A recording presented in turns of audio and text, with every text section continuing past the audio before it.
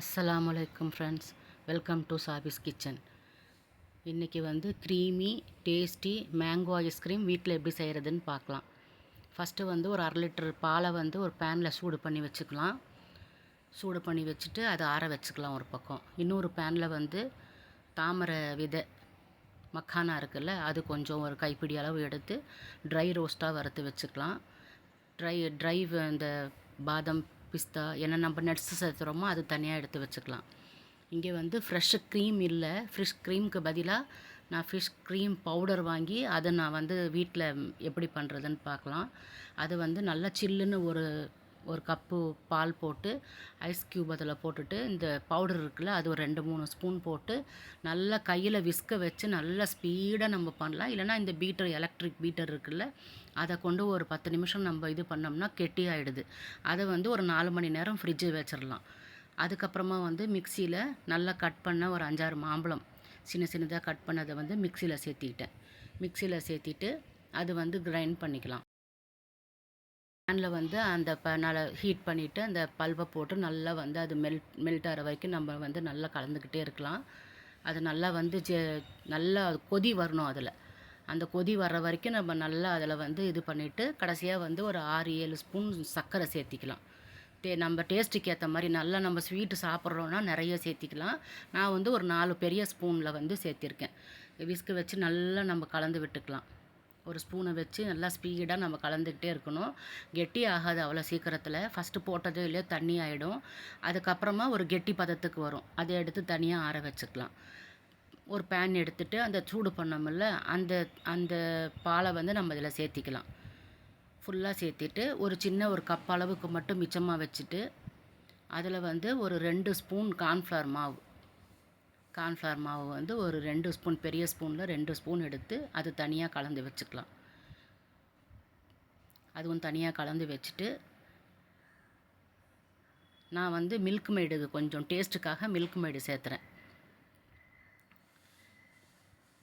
Milk maid கொஞ்சம் நமக்கு தேவைக்கு ஏற்ற மாதிரி கொஞ்சம் மில்க் மெய்டு சேர்த்திக்கலாம்.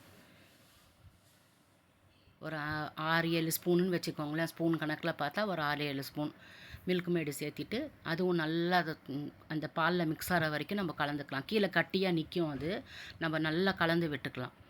கலந்து விட்டுட்டு அப்புறமா நம்ம இந்த கார்ன்ஃப்ளவர் சேர்த்தி வச்சுருக்கோம்ல அந்த பாலையும் இதோடு சேர்த்து நல்லா கலந்துக்கலாம்.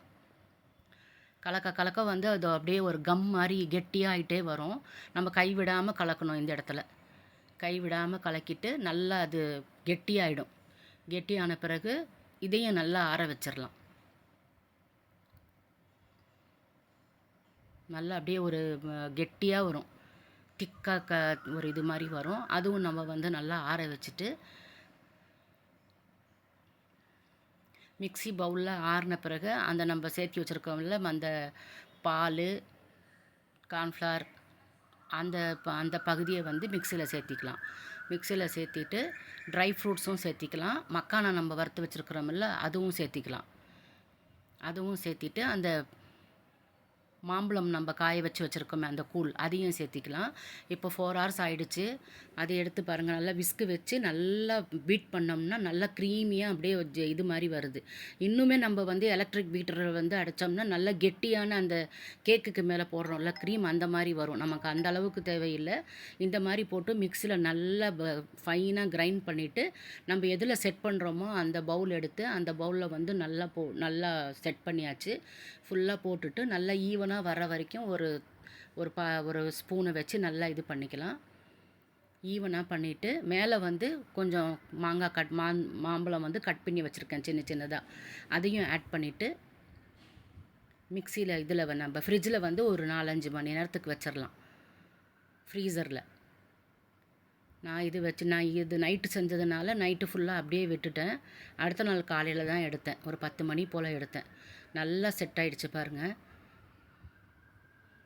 நல்லா செட் ஆகிடுச்சு. கலரும் நல்லா சூப்பராக வந்திருக்கு.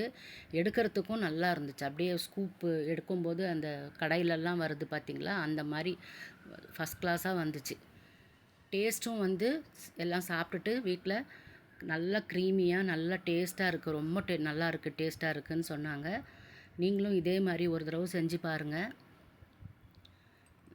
மாம்பழம் சீசன் இருக்கிற வரைக்குமே இது ஒரு தடவை செஞ்சு பாருங்கள். நல்லா இருக்குது டேஸ்ட்டு. சப்ஸ்கிரைப் பண்ணிவிட்டு பாருங்கள். சப்ஸ்கிரைப் பண்ணாதவங்க சப்ஸ்கிரைப் பண்ணுங்கள். லைக் பண்ணுங்கள், ஷேர் பண்ணுங்கள், கமெண்ட் பண்ணுங்கள். எப்படி இருக்குன்னு சொல்லுங்கள். தேங்க்யூ ஃபார் வாட்சிங்.